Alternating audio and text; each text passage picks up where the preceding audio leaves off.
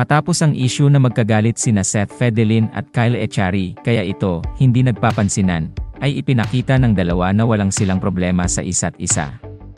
Sa video kasi na mula sa mga nagtatrabaho sa airport, ay makikita na nag-uusap sina Seth Fedelin at Kyle Echari. Makikita din na nakahawak pa si Kyle sa likod ni Seth, habang ginagawa nila ang kanilang video greetings sa mga taga Cebu.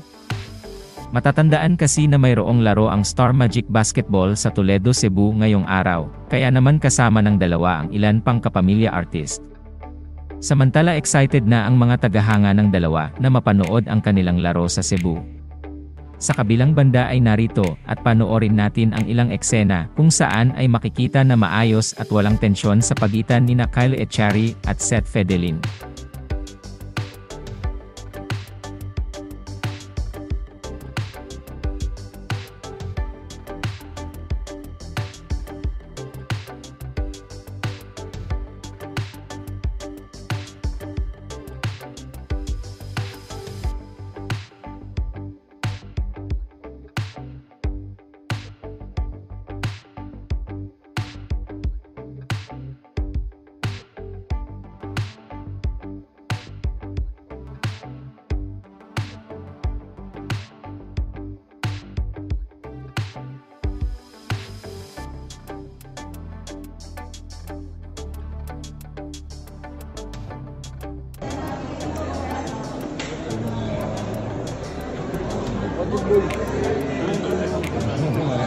Kailangan matangkad din ako.